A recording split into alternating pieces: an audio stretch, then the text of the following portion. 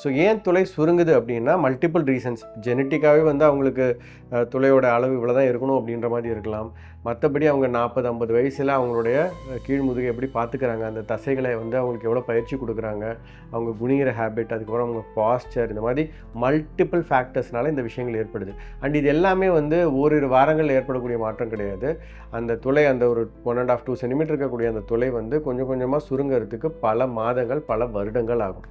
சரி, ஓகே, இதை கண்டிப்பாக குணப்படுத்த முடியும் அப்படின்னு சொன்னீங்களே டாக்டர், என்ன தீர்வு அப்படின்னு கேட்டிங்கன்னா, எஸ், லாஸ்ட் ஸ்டேஜில் எல்லா ட்ரீட்மெண்ட்டும் பயனளிக்காத பொழுது கடைசி ஸ்டேஜில் அந்த சுருங்கின அந்த துளையை, அதாவது ஃபியூ சென்டிமீட்டர்லேருந்து ஃபியூ மில்லிமீட்டர் ஆன அந்த துளையை வந்து திருப்பியும் ஃபியூ மில்லிமீட்டர்லேருந்து அந்த துவாரத்தை கொஞ்சம் பெருசு பண்ணிட்டேன்னா, ஃபியூ சென்டிமீட்டர் ஆக்கிட்டேன்னா அந்த நரம்புகள் ஃப்ரீயாக போகும். அவங்க கால்களில் ஏற்படக்கூடிய அந்த விஷயங்கள்லாம் சரியாக போயிடும். இது ஒரு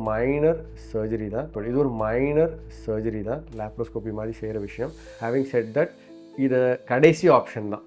அதுக்கு முன்னாடி நிறைய சிகிச்சை முறைகள் இருக்குது. பட் ப்ராக்டிக்கலாக நாங்கள் பார்க்குற ஒரு விஷயம் என்னென்னா, ரொம்ப ஏர்லி ஸ்டேஜில் அந்த பேஷண்ட்ஸ் வரதில்லை எங்ககிட்ட.